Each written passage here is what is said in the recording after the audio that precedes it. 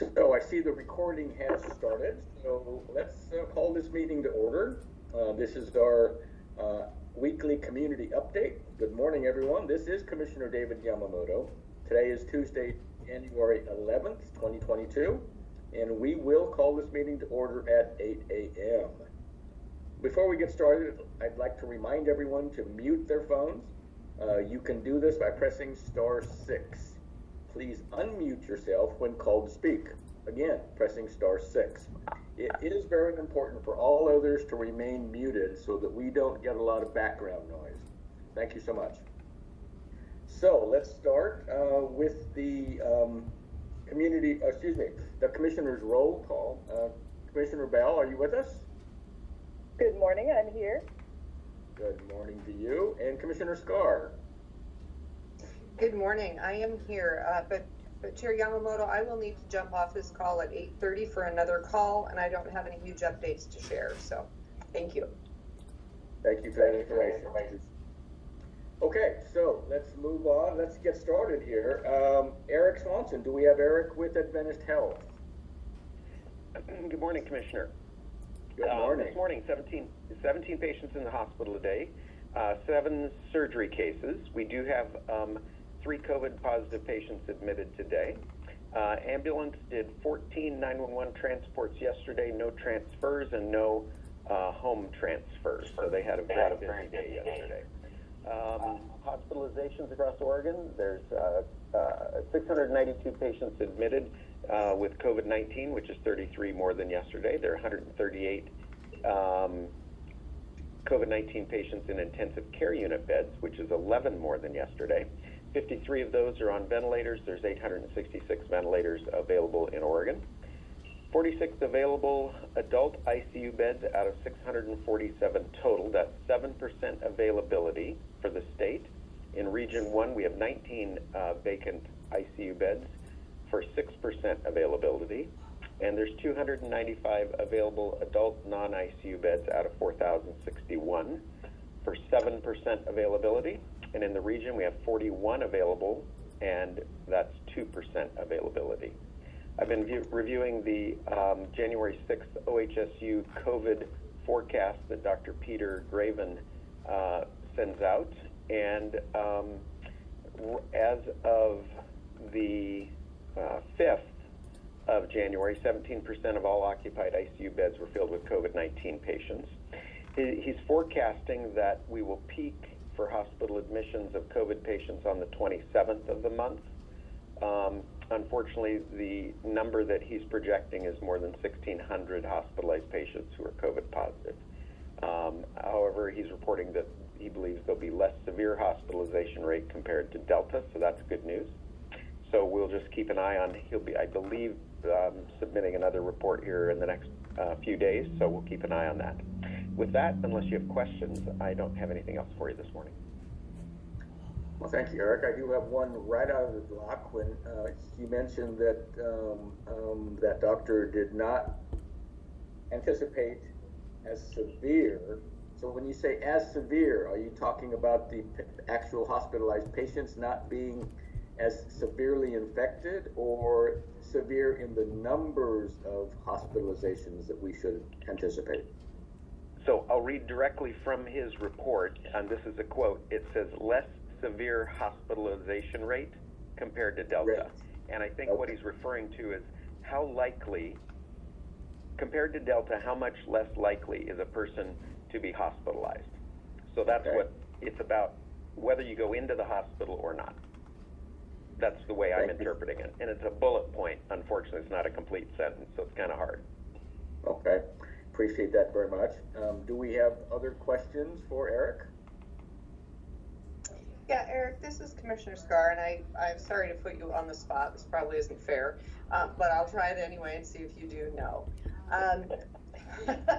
So we are looking now at how do we help people who are COVID positive. We've spent a lot of time with pushing, encouraging vaccinations, encouraging mask wearing and social distancing, and people have sort of chosen where they fall in that at this point. We will continue to encourage all of that.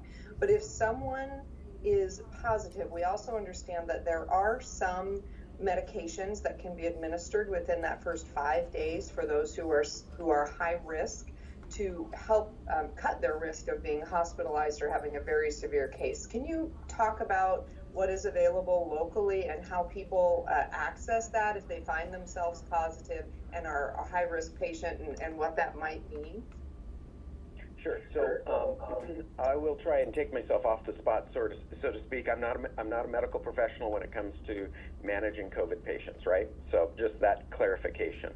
If you have symptoms and you are feeling sick, you should contact your primary care provider, whomever that is, or come into an urgent care walk-in clinic, anything like that, to be seen. We do have the availability of certain medications, and I don't know the exact medications that are there, but we used to have like monoclonal antibodies when we had Delta, for example. I'm using that as an example only, where you could get an infusion. And I know I've seen a couple of email threads where we have some now oral medication that can be given to people. But my recommendation is that if you're sick, be seen and see what options your provider can give to you so that you don't get more sick, so you end up in the hospital. That's the last thing we want, is hospitalizations because of COVID. I don't know how helpful I've been, but maybe my colleagues can bail me out. Yeah.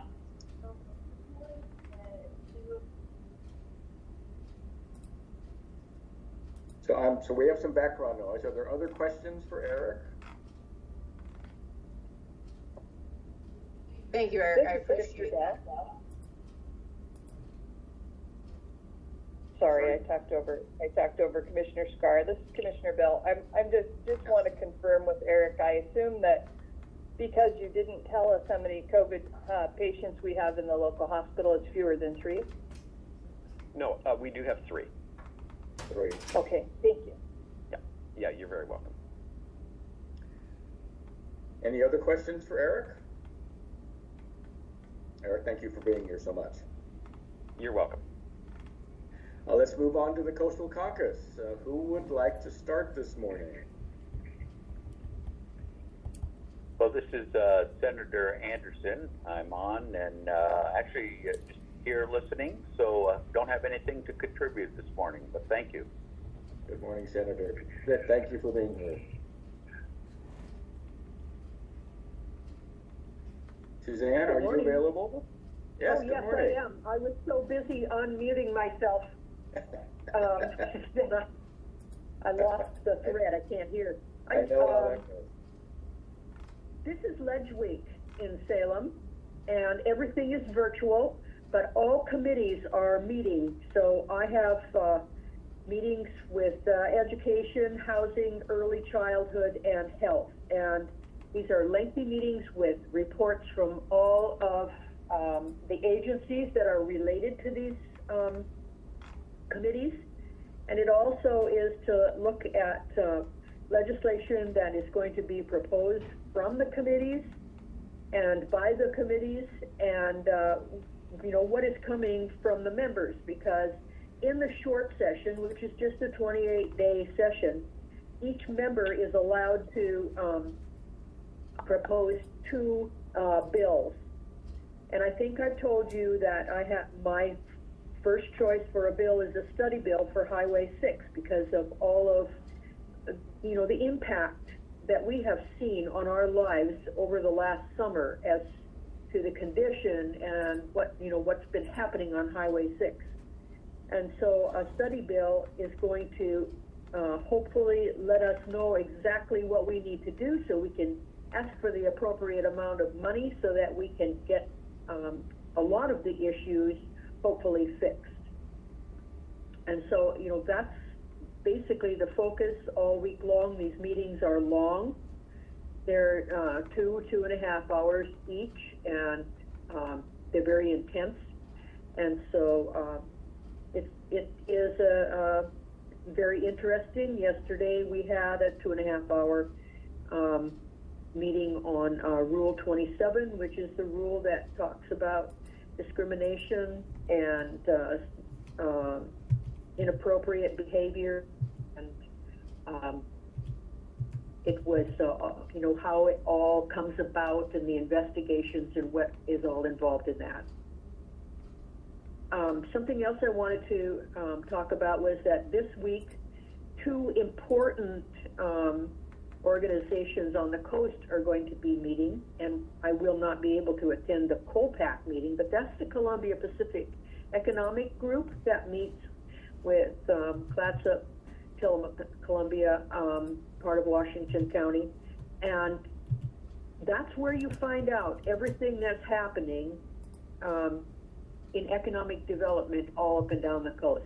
It's a very valuable organization that keeps its thumb on everything that's happening, and also has the ability to lend money and vet new businesses. And the other one is Northwest Act, and that goes back to my bill, because Northwest Act is the arm of that same group that is concerning transportation and all of the projects, the potential projects that could come on our roads, our highways, our bridges, and our culverts. And so that's also a very important meeting. And in the process of that, I want to talk about a group that we have in Tillamook County and one that is also in Clatsop County, and that is the Working Lands and Waters Group. And they had their meetings last week, which were very interesting, and I think Commissioner Yamamoto will probably speak to some of that. But it's a group of farmers and foresters and fishers who are working together for our area, and I think that they need to be acknowledged because of the good work that they do in bringing all of the groups together to be one cohesive group that can be heard and can have an impact and an effect on our livelihood. And so I think with that, I will end my report today. But thank you once again for allowing me to be able to do this. Representative Weber, we thank you so much for everything you're doing, and especially for attending our Tillamook Working Lands and Waters cooperative meetings. Your attendance there is greatly appreciated, because we do talk about some very important issues. And I'll go into a little bit more of what Tillamook Working Lands and Waters is when I do my report. But again, thank you so much for being here. Representative Gomberg. Well, good morning, Commissioners, and good morning, Tillamook County. David Gomberg, State Representative, and I guess I'm batting cleanup today. I hope very soon we will have a new senator from the 16th District who will be able to join us on Tuesday mornings. I know that you're all working now to fill that vacancy. You all know that I put out a weekly report, and much of my report this week focused on economics. And the news that Oregon's median family income is rising faster than anywhere else in the country, which is great news on its face, but I needed to make the point that it's not going up the same way in all parts of Oregon, which is to say that family incomes in Lincoln County have gone up 20%, in Tillamook County 29%, but in Portland about 39%. And our challenge remains to get the benefits of Oregon's successes to all parts of the state, and particularly to our part of the state. We are seeing wages going up, but I also make the point that inflation is going up, and a loaf of bread or a gallon of gas or rent costs the same in Tillamook County as it does in Portland. In some cases, rent will cost you even more, and gas may even cost you more, and yet our wages are going up more slowly. Inflation is rising at about 8% right now, which is cutting into those wage gains that we've been talking about. And in very simple terms, in the short run, demand for products is up, supply of those products is down or delayed, which means that prices go up, and we're all suffering through that. As far as the wage gains go, I mean, one of my long-term concerns is that we don't seem to have enough here at the coast positions for people to advance into. Yeah, you can get $15 an hour now flipping burgers, but where are you going to be in 5 years? Well, maybe you can take a class at our community college and become a trucker or become a welder and start bringing down $40 an hour. But more often, we're seeing talented, motivated young people leaving the area in search of better opportunities. And that's a systemic problem that we need to get a better grip on. Again, our community college is a big part of our local success, and I appreciate them so much. Legislators have asked the state economists, what can we do about inflation? And the answer they're getting is that we can't do very much, that it's broader than just Oregon. But the exception to that answer is with housing. And if we can do something more to provide affordable housing and accessible housing, then we're going to be able to address one of the main drivers of economic inflation. Last legislative session, we forwarded about $400 million out across Oregon for affordable housing and down payments and to keep people in their housing. But again, my concern is that those dollars don't always reach all parts of Oregon the same way. Senator Anderson and I are going to be co-sponsoring legislation next month to bring a pilot project here to our district that's going to focus on more affordable housing right here at the coast. That's enough about economics. I wanted to turn in closing to the political news that's coming out of Salem right now, and there's lots of it. Senator Peter Courtney, long-term president of the Senate, has announced he's not running for re-election, which means that for the first time in 20 years, there will be a new Senate president when we convene in next January. But in the short term, the Speaker of the House, Tina Kotek, has announced her resignation effective later this month. So when we convene for the short session in February, the first piece of business on our agenda will be to select a new speaker.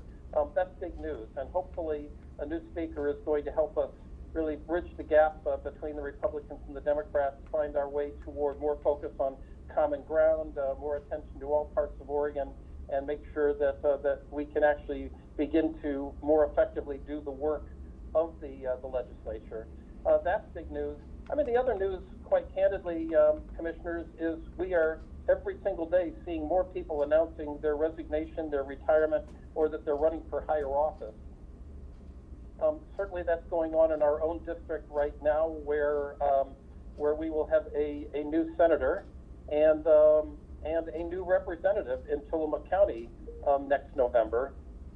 But overall, by my rough count, roughly half the members of the House will have served 2 years or less when we convene next January, and that combined with new leadership in the Speaker's office and the President's office is going to set the table for significant changes. So stay tuned. There's a lot more political news to come.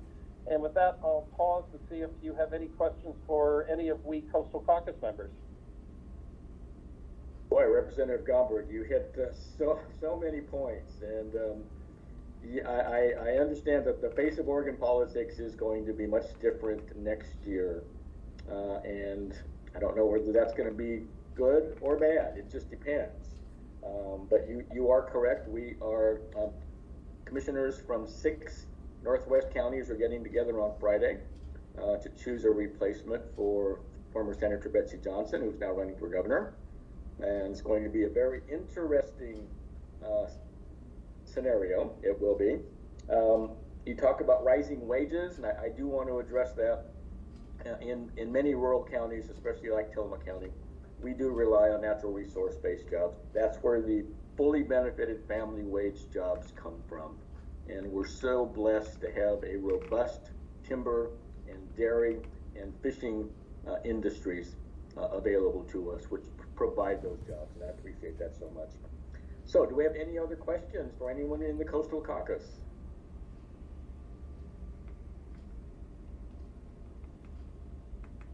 Members of the Coastal Caucus, thank you so much for being here today. Let's move on to the Tillamook County Community Health Center. Do we have Marlene Putman and or Ed Colson? Well, good morning there, Commissioner Yamamoto. This is Ed Colson with the community update for Tillamook County Health. For our weekend case count from January 7th through the 9th, we had 53 cases. Our 7-day case count is now at 129, and that goes from January 2nd through January 8th. Our 14-day case count is 220, and that's from December 26th through January 8th. And so from the month to date, so far we've had 160 COVID-19 cases, and that goes from the 1st of January through the 9th. In total, 2,587 COVID-19 cases have occurred in Tillamook County since March 2020 all the way through the 9th of January. We've had 52 confirmed COVID-19 related deaths. 42 are confirmed not vaccinated. 1 did not have a vaccine record, and 9 fully vaccinated. Our hospitalizations in total are 116. And for our test positivity rate, it's at 19%, and that is from January 2nd through January 8th. Our previous 7-day period was 18.7%. For our outbreaks, we have 4 confirmed outbreaks, 12 pending investigation for a total of 16 under monitoring. And OHA's breakthrough data showed that statewide from the 26th of December through the 1st of January, 69.4% of new COVID-19 cases were not vaccinated versus 30.6% were vaccine breakthrough cases. In regards to variant tracking, 2 cases of the COVID-19 variant Omicron have been detected in Tillamook County. So following Oregon Health Authority guidelines for variant sequencing, Tillamook County Public Health requested variant sequencing by the state lab for samples collected on December 26th. So due to the limited capacity of the state lab, not all positive COVID-19 tests may be sequenced, and return of results may be delayed, such as in the case of these 2 samples. As noted above with the case counts, Tillamook County is experiencing an increase in COVID-19 cases, with positive COVID-19 cases increasing from 91 in the previous 7-day case count to 129 in this current 7-day case count. So this surge is likely due to recent holiday gatherings and the arrival of the highly contagious Omicron variant. So the best protection against severe disease and death from COVID-19 is to be up to date on your vaccinations. Slowing the spread of COVID-19 is a layered approach, so every action can help reduce your risk of illness. So in preparation, as we enter the Omicron surge, public health guidelines have been adapted to support public health staff in their COVID-19 response. So local public health staff will only be able to contact a limited number of positive COVID-19 cases to perform case investigation. Because with more COVID-19 cases than public health staff can manage, it is important that the community take action to keep themselves and others safe after a positive test or exposure. Public health staff is committed to making the education for cases and contacts available, and that's on our website, tillamookchc.org, as well as supporting the community by having staff available to answer questions. And so if you have any questions, you can reach our public health staff at 503-842-3940. Now, in regards to testing, COVID-19 testing remains available from our health center at our 8th Street Acute Care Clinic. The hours for that are Monday through Friday, 8 a.m. to 5 p.m. the following week. Appointments are required, so please call 503-842-3900. And then our partners at Adventist Health at their urgent care in Tillamook and at Reinhardt Clinic have COVID-19 testing available. We are looking for options to help provide the community with self-tests and home tests, and we hope to have more information soon. So early, safe, and effective treatment options are available here in the county. So if you are at a higher risk of serious disease, we are asking you to please contact your healthcare provider or pharmacist as soon as possible. Some treatment options need to be started as early as 5 days from your positive test.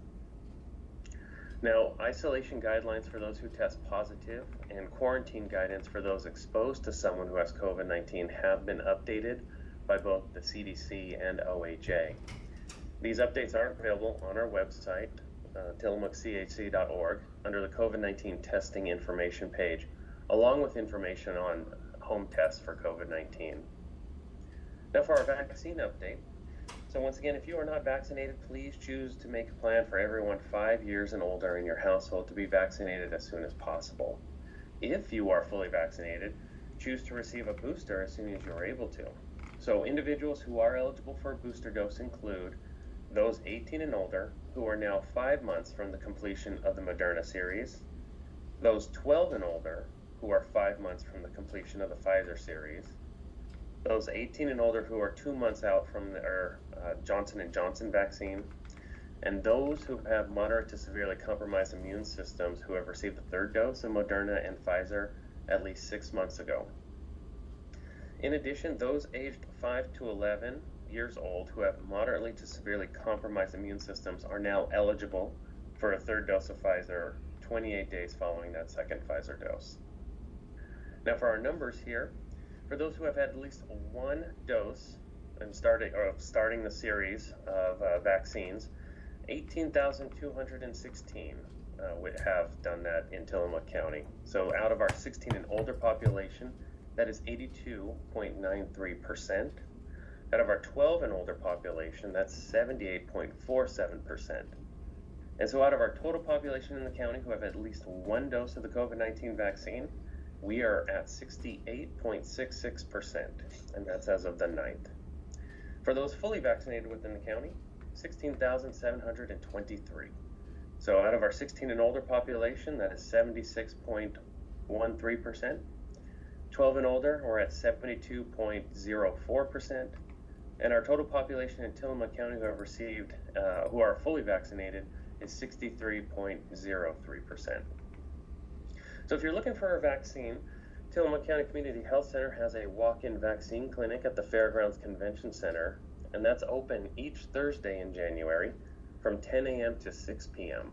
And we have Pfizer and Moderna COVID-19 vaccines for your first, second, third, or booster doses. We also have the pediatric Pfizer vaccine and flu and pneumonia vaccines there as well. COVID-19 vaccines are available Monday through Friday at our main clinic on Pacific Avenue. Appointments are preferred, so please give us a call there, 503-842-3900 to schedule. And then our healthcare partners at Adventist Health in Tillamook at the Plaza, Women's and Family Health and Occupational Med Office, Monday through Thursday, 8 to 5, and then Fridays, 8 a.m. to 3 p.m. by appointment or walk-in. And in their Pacific City location, Thursdays, 8 to 5 by appointment or walk-in. And then our partners in North County at the Reinhardt Clinic, weekly by appointment, and then our local pharmacies also have vaccines available. So with that, that's our COVID-19 community update, and we'll turn it back over to you, Commissioner Yamamoto. Thank you, Ed. Appreciate that harrowing report. Do we have questions for Ed? So I have I have some questions and maybe a comment or two. So Ed, you reported 52 Tillamook County deaths. I take it at least one, if not two of those were very recent. Is that correct? Yes, that would be correct, yes. So we need to think back to July, end of July of 2021, 6 months ago, where we stood at 5 deaths throughout the county. And today, 6 months later, we're up to 52 COVID-related deaths in Tillamook County. That's a disturbing number, to say the least.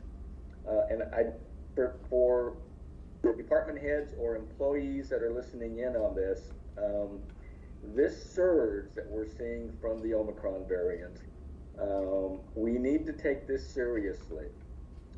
And we do not want to infect people in the courthouse or in any of the departments countywide. So I just want to make a plea. If you are feeling ill at all, especially with the start of a sore throat or things of that nature, please stay home. We appreciate very much you wanting to come into work. But if you are not feeling well, we don't want to spread. This is highly contagious. We do not want to spread that to your fellow workers. Matter of fact, tomorrow, as an unscheduled piece of business, the Board of Commissioners is going to be taking up the COVID paid sick leave policy, and we'll see if we can reinstate that so that you can stay home and be paid and not infect other people.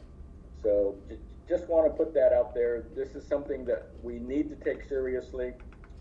We don't want to have to close departments because of COVID. So that is my quick update. Any other questions for Ed? Ed, thank you for being here. Let's go to the Reinhardt Clinic.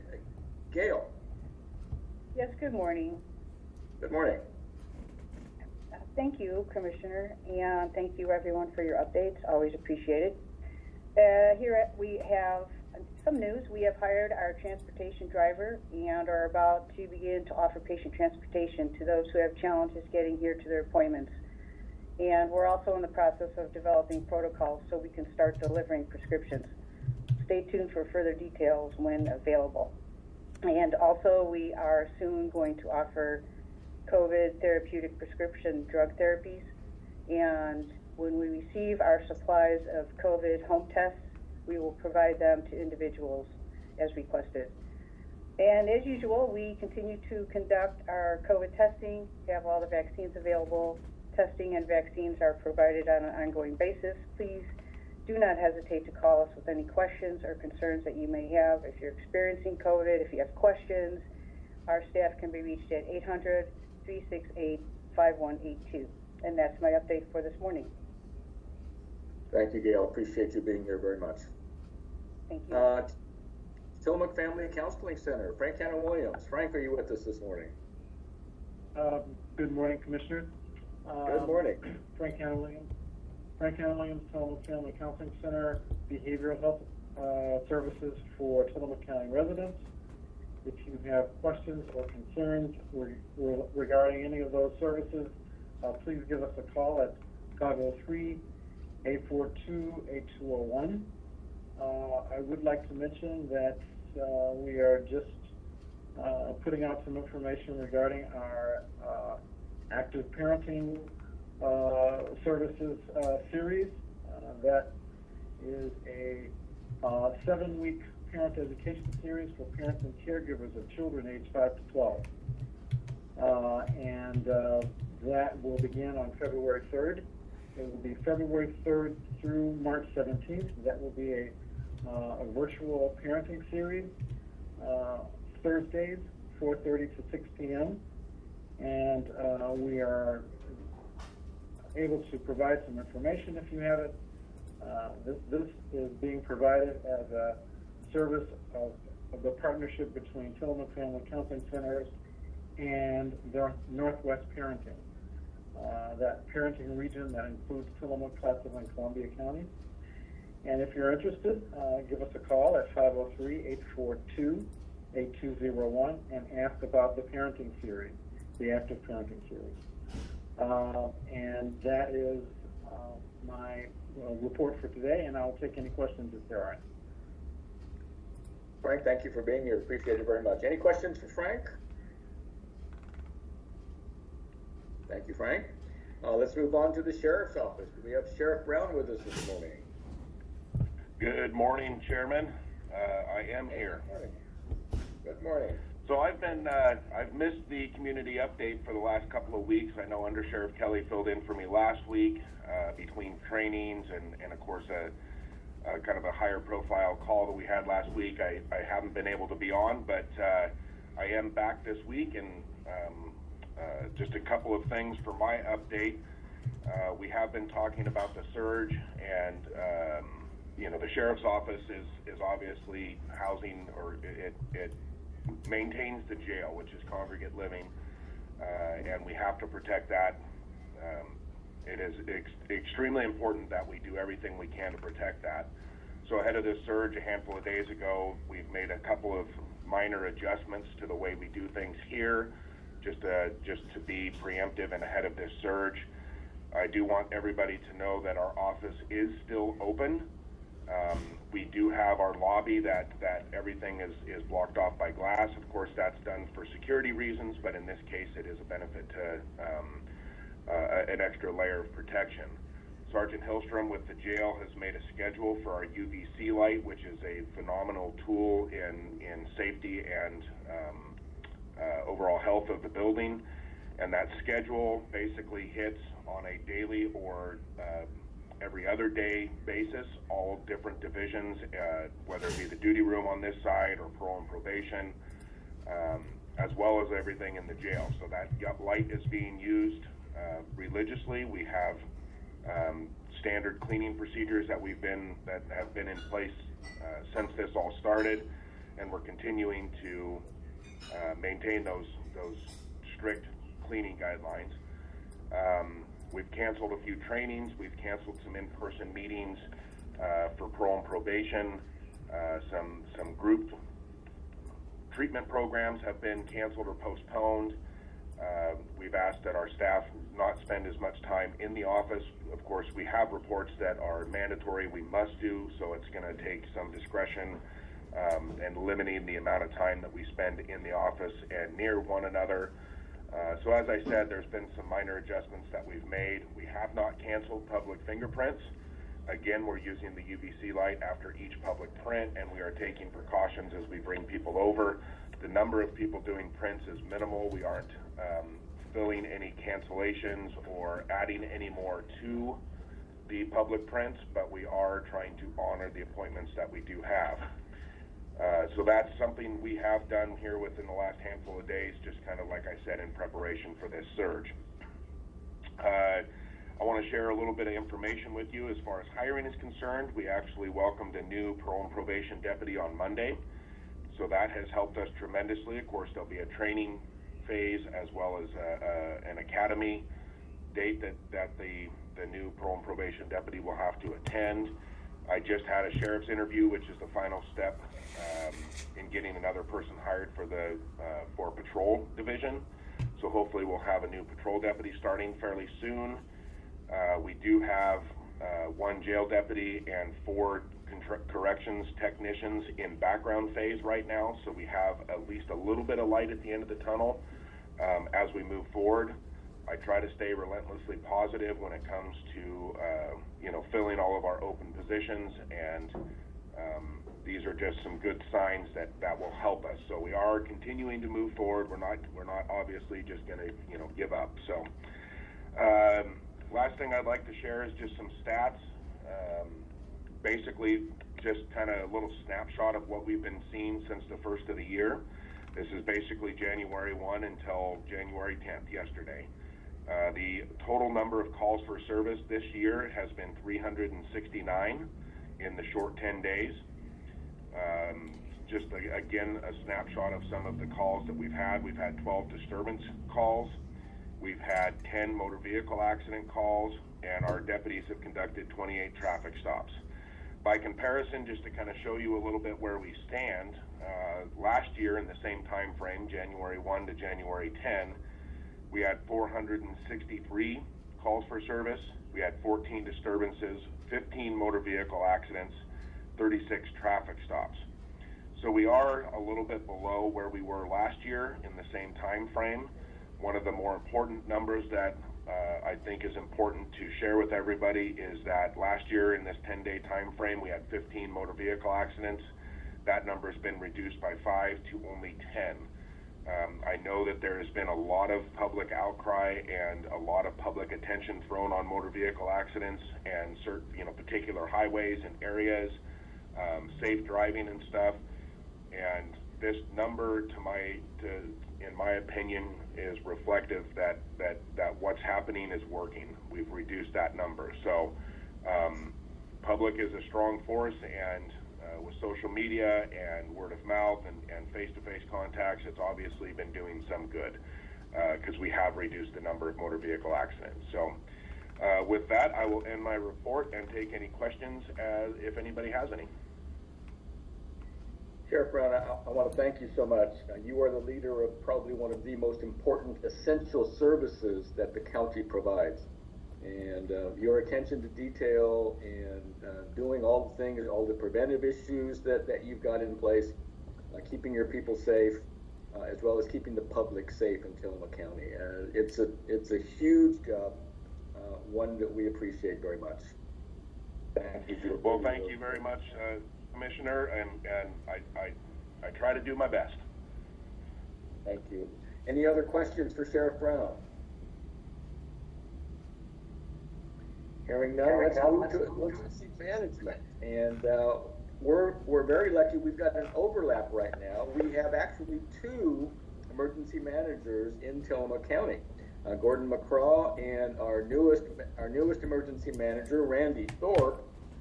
Randy started last week, and I'm sure it was a very eventful week for Randy to start the emergency manager position here in Tillamook County. So I do want to start with Randy.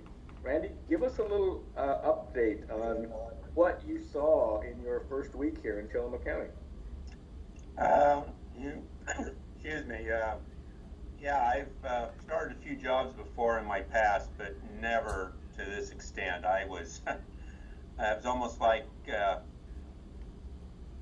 make sure that I stay and do the job here, because it was up and running the first day for me, which was really good as far as getting to learn how the county works as a team, which to me was very impressive. And I've never seen agencies work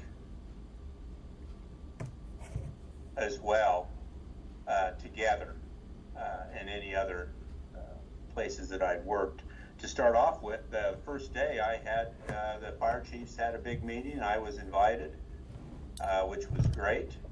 I was well welcomed, which was nice. And I learned a lot about the various departments throughout the county. Because of the threat of flooding through the end of the week, it was decided to stand up the EOC, the Emergency Operations Center, on Thursday, so we could get together and determine a way to approach the upcoming floods. And again, that was a great opportunity for me to meet a lot of individuals that will be involved in emergencies throughout the county. So that meeting was invaluable for me. Later on that night, me and Chief Beeman got together and made sure that everything was working well and moving in the right direction. Again, an excellent individual to work with. I was highly impressed with how he carried himself and how he really cares about this county. So, and then we ended the week on a good note. On a Friday, I was able to meet with the two, the North and the South Emergency Volunteer Corps. I was able to hook up with Margaret, who is replacing Linda on the North, and also Marge on the South. And we spent quite a bit of time talking. And again, I was so impressed with the volunteer nature of this county and how much people want to help and to step up if there is any type of an emergency. And that was a great feeling for me to know that there's that kind of support from the volunteer end of it. So hopefully this week won't be quite as exciting as last week. At least I was looking at the weather. There's really no predicted flooding in any of our major rivers going on right now, even with the rain that we're going to get. So hopefully that will stay there. I also just got an update. There was a reported earthquake up in the Aleutian Chain in Alaska off the Fox Islands. It was a 6.7 magnitude. But luckily, based on all their data that they have, there was going to be no tsunami reaction after that. But again, this is just kind of a wake-up call that earthquakes are happening, and we need to make sure we're prepared for any types of fallout from any types of earthquakes, even as far away as Alaska. So anyway, like I say, I'm glad to be here, and I've actually turned the engine off on my truck, so I can plan on staying for quite a while up here. Well, Randy, we want to thank you for the report. And one other thing, excuse me, Commissioner. Gordon got a hold of me and said that he's traveling and wouldn't be able to attend this meeting today because he's traveling up here to the county to meet with me. So he just wanted me to have me pass that on to everyone, that he would not be able to do an update today. I do appreciate that, because I was going to call on him next, but I just wanted to let you know that we always plan it that way. When we have someone new coming into the county, we want to make sure to make their first experience with Tillamook County exciting, which is terrific.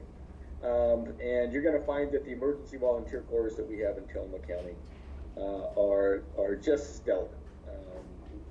Tillamook County kind of sets the goals that of how emergency management operations should work. Linda Kozlowski, Dr. Margaret Steele, Marge Joseph in South County do just terrific work, and you're going to be very involved with them. So we appreciate your time. Okay. Any questions for Randy? Let's see if possibly we have Bill Jablonski from the Oregon Department of Transportation with us. Bill, are you online today?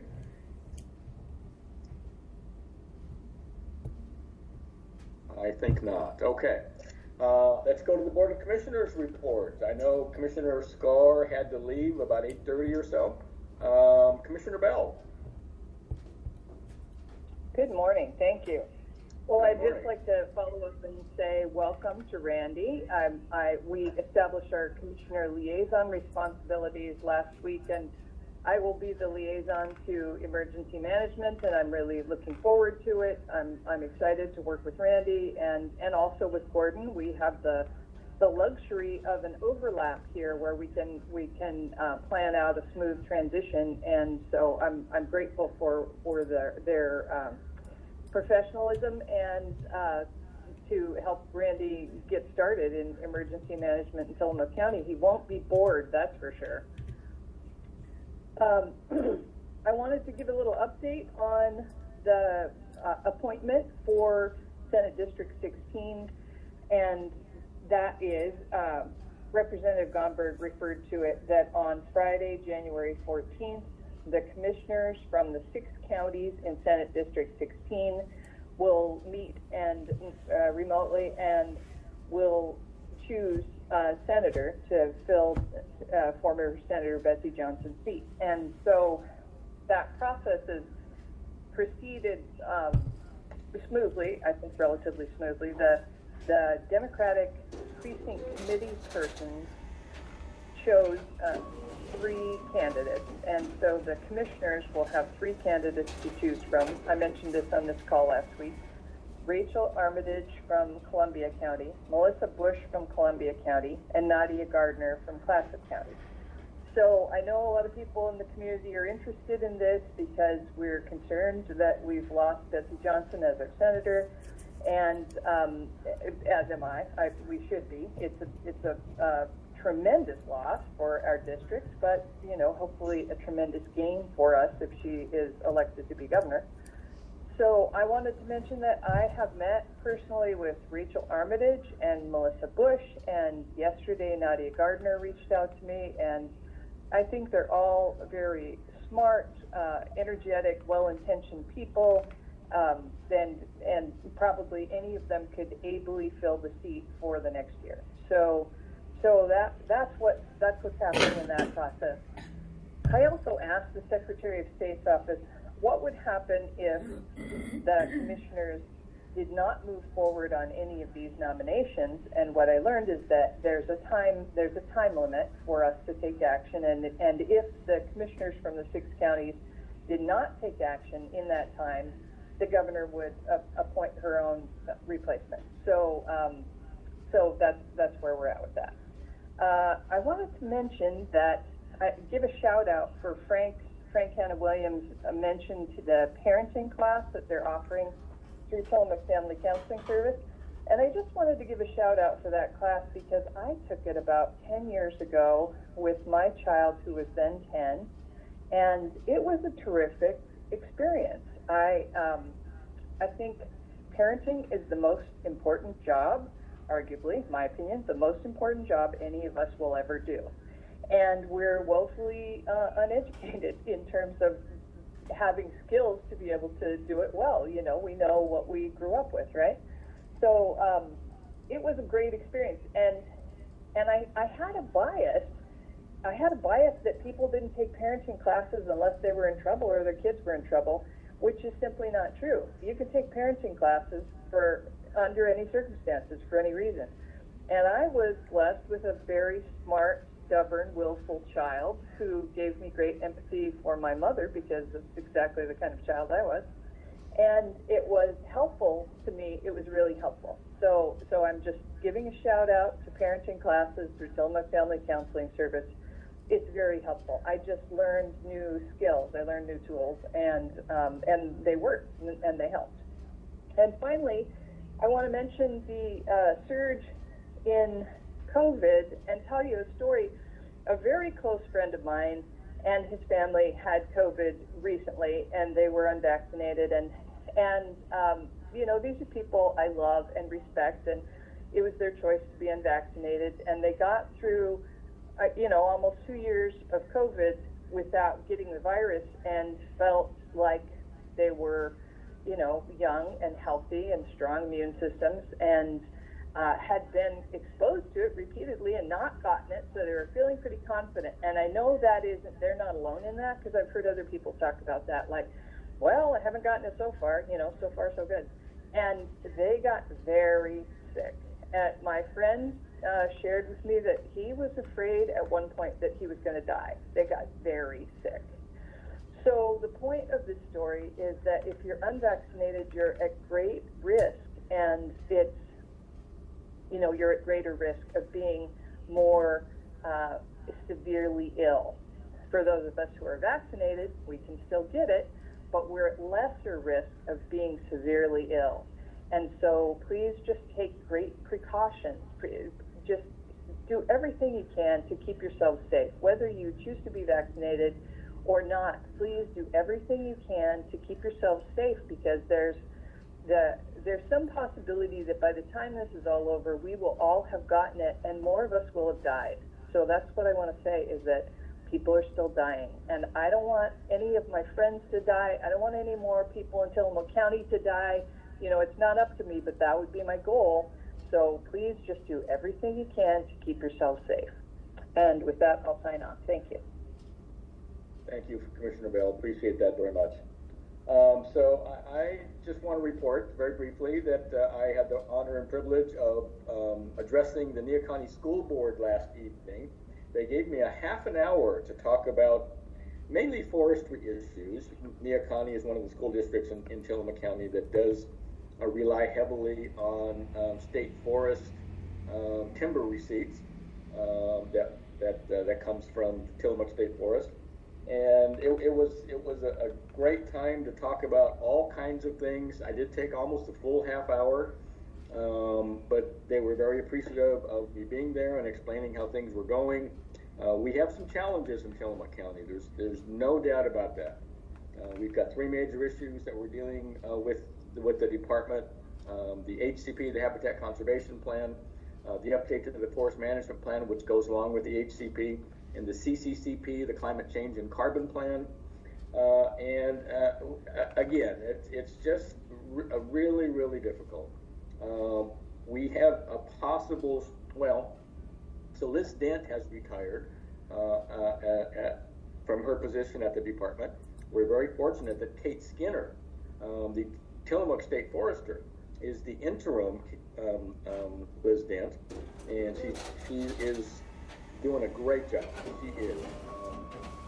It's unfortunately she has decided, I believe, not to apply for that position. I think she would be great in that position.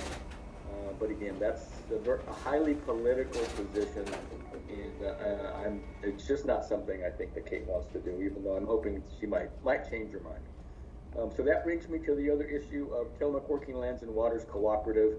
And again, I appreciate very much Representative Weber attending our meeting last week. Tillamook Working Lands and Waters, it's a grassroots organization of natural resource-based industries and the public and government officials. It's our charge, we decided early on, it's our charge to educate the public on what natural resource-based industries do for rural counties like Tillamook County. And we do tours. Matter of fact, next week we have a potential tour, Tillamook Working Lands and Waters tour with the House Energy and Natural Resource Committee, which will be a great tour, educational tour, I hope, for the members of the House Energy and Natural Resource Committee. And we've set a date also in early June. We're going to be bringing another round of county commissioners from across the state. into Tillamook County. Although last time we did it, I think we brought 33 or 34 commissioners from across the state. This time it's going to be a much bigger group. We have quite a reputation at AOC, the Association of Oregon Counties. Everyone, it seems, wants to come out on our tours because it's so much fun and it's so educational. So I'm anticipating maybe up to 50 or more commissioners. It's going to be a tough crowd to handle because there's going to be so many people. But I have assurances from my partners at Tillamook Working Lands and Waters Cooperative that we can do this. So it's going to be an interesting situation. I would like to possibly invite members of our Coastal Caucus to come with us on that tour. I think it would be great. But we'll see. That's a few months away, and we'll see where we can go with that. So I'll stop there, and let's move on to the cities. City of Manzanita, Mike Scott. Mike, are you with us? Yes, good morning. Good morning. You know, every day I'm hearing of more and more individuals and businesses affected up here by this latest surge. We do have some sick city employees, and yesterday I found out that our U.S. Bank branch here in Manzanita is closed because of lack of staff because they have sick people sick with COVID. I also heard that it might have impacted the Rockaway Beach branch for U.S. Bank too, but I haven't confirmed that. But so we've got our employees dispersed around town. Our city hall remains closed, and we continue to operate under a state of emergency up here. So we're digging in and doing the best we can so we can get through this latest surge. Thanks. Thank you, Mike, for being here. Appreciate that very much. And yes, this is highly contagious. It really is. It spreads very, very easily. Let's move on to the city of Nehalem. Melissa Thompson-Kiefer, are you with us this morning?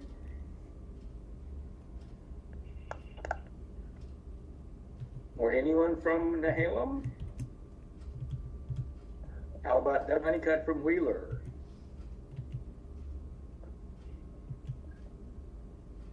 Sue Wilson from Rockaway Beach? We have Tim Hall from Garibaldi. Yes, I'm here. Good morning. I have Good nothing morning. to report. I have nothing to report, but I would like to echo Commissioner Bell's response about COVID. It's very critical that folks get vaccinated or at least get tested. I heard a group of fishermen brag at an event about how they weren't going to get vaccinated, and it was very discouraging. So I would encourage folks to get vaccinated, especially our fisher fleet, because it's important to us and our businesses in Garibaldi. So that's all that I have this morning. And our city hall remains closed. Thank you, Mayor Hall. Appreciate you being here very much. Thank you. Do we have Mayor McCall from Bay City? Yes, good morning. This is David McCall from Bay City. Can you hear me? Good morning. Hey, good morning. So I'd just like to report that tonight we will have our regular monthly city council meeting, which has a full agenda on it for the council to look at things to consider.